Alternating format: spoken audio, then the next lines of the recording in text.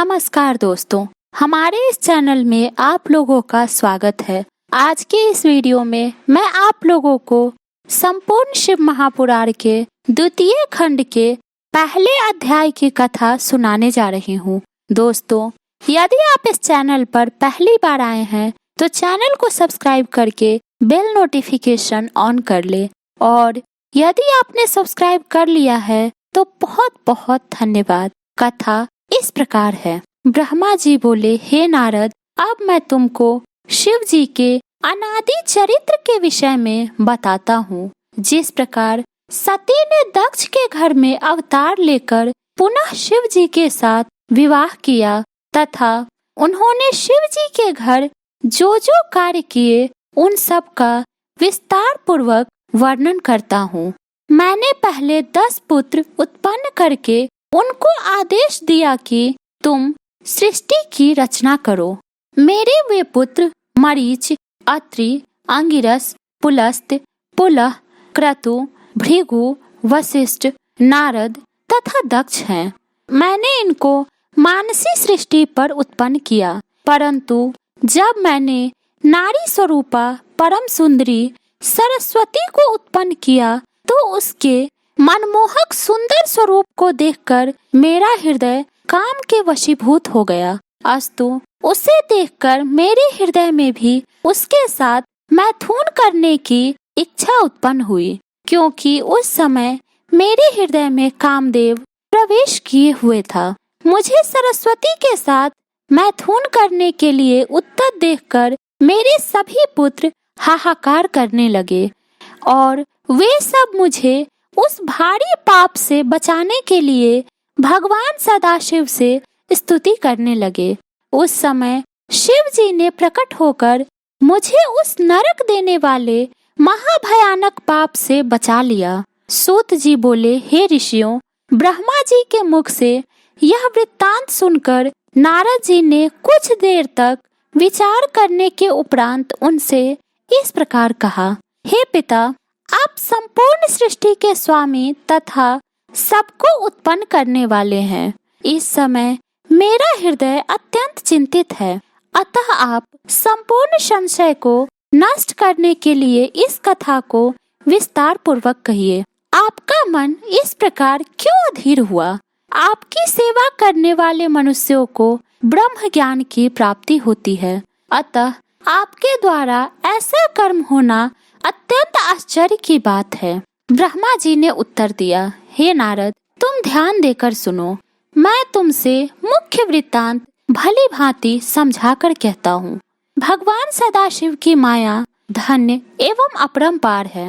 उन श्री शिव जी की माया ने मुझे जिस प्रकार नचाया वह कथा मैं तुमसे कहता हूँ। सृष्टि की वृद्धि के हेतु मैंने अपने मुख से एक कन्या को उत्पन्न किया। उसे उत्पन्न कर मेरे हृदय में कुछ अहंकार उपजा। अहंकार प्रत्येक प्राणी को दुख देता है। अस्तु उस समय श्री शिव जी ने यह लीला दिखाई कि मेरे मुख से एक ऐसी परम सुंदरी स्त्री उत्पन्न हुई जिसे देखने मात्र से संपूर्ण दुख दूर हो जाए। उस स्त्री का नाम संध्या रखा गया। वैसी अपूर्व सुंदरी मनुष्य लोक में तो क्या, देवलोक में भी नहीं थी। उस नख से शिखा तक नवीन पूर्ण चंद्र के समान प्रभावशालिनी गजगामिनी तथा चंपक वर्ण कामिनी को देखकर मेरे हृदय में काम वासना जाग ही उठी और मैं उसके साथ रमण करने की इच्छा से अपने स्थान से उठकर खड़ा हो गया, परंतु दक्ष आदि ने उस समय मुझे ऐसा करने से रोक दिया। तदुपरांत वे सब दक्ष आदि मेरे पुत्र स्वयं उसकी ओर पाप भरी दृष्टि से देखने लगे। जिस समय मैं अपने मन में उसी स्त्री के प्रति अनेक प्रकार का विचार कर रहा था, उसी समय अचानक ही एक अत्यंत सुंदर पुरुष भी वहीं उत्पन्न हो गया। वह मेरे सामने आकर खड़ा हो गया और मुझसे इस प्रकार कहने लगा कि हे पिता, आप मुझे मेरा नाम और काम बता दें। आप मुझे जहाँ रहने की आज्ञा देंगे मैं वहीं रहूंगा। अस्तु आप कृपा करके मेरी इस इच्छा को पूर्ण करे। हे नारद, उस पुरुष की बात सुनकर मुझे अत्यंत आश्चर्य हुआ। फिर कुछ देर विचार करने के बाद मैंने उससे कहा, हे पुत्र, तेरे उत्पन्न होते ही मेरा हृदय और शरीर के सब अंग कांप उठे थे, अतः तेरा नाम मनमथ रखता हूँ। इसके अतिरिक्त मनसिज, मदन आदि तेरे अनेक नाम होंगे। तू अपने इन 5 बाणों द्वारा तथा अपने सौंदर्य द्वारा सबको अपने वशीभूत कर लेगा। संपूर्ण सृष्टि का हृदय तेरे अधीन रहेगा। इस प्रकार मैंने अपने पुत्र को बहुत से अधिकार प्रदान किए।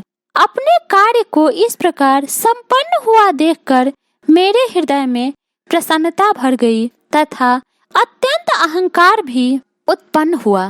तत्पश्चात सिंहासन पर बैठे हुए अपने सभी पुत्रों को देखकर मुझे बहुत हर्ष हुआ। मैंने उस पुरुष का जो मनमथ नाम रखा था उसे सभी ने बहुत पसंद किया और यही स्वीकार किया कि कामदेव का पद सबसे बड़ा तथा ऊंचा होगा। इस घटना के उपरांत जबकि हम सब लोग अपने मन में प्रसन्नता का अनुभव कर रहे थे, कामदेव ने अपने उस धनुष को सीधा किया जिसके चढ़ते ही तीनों लोगों की बुद्धि भ्रष्ट हो जाती है।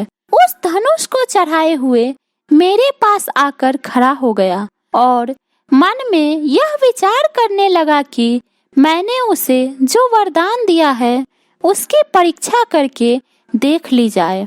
अस्तु उसने मेरी पुत्री संध्या को मेरे समीप देखकर मेरे ही ऊपर अपना मोहन नामक वार चला दिया। तदुपरांत उसने मेरे अन्य पुत्रों को भी अपने उस वार द्वारा मूर्छित कर दिया। इस प्रकार हम सब उसके वशीभूत हो गए। जब उसने यह देखा कि संध्या के ऊपर उसके वार का कोई प्रभाव नहीं पड़ा है, तो उसने संध्या के हृदय पर भी एक ऐसा बाण मारा कि जिसके कारण वह भी कामदेव के वश में होकर चंचल और वक्र दृष्टि से सबकी ओर देखने लगी। हम सब लोग बुद्धि भ्रष्ट हो जाने के कारण उसे पकड़ने की इच्छा करने लगे, क्योंकि काम के वशीभूत हो जाने के कारण हमें किसी प्रकार के कुकर्म तथा पाप का विचार ही नहीं रहा था। दोस्तों, इस प्रकार संपूर्ण शिव महापुराण के 2 खंड के पहले अध्याय की कथा पूर्ण हुई।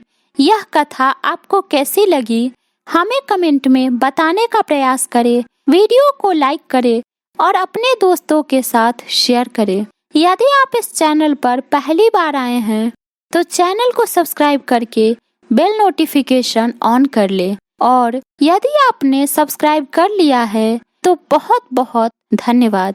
दोस्तों, प्रथम खंड के सभी अध्यायों की कथा हमारे चैनल पर उपलब्ध है, आप वहां से देख सकते हैं। धन्यवाद।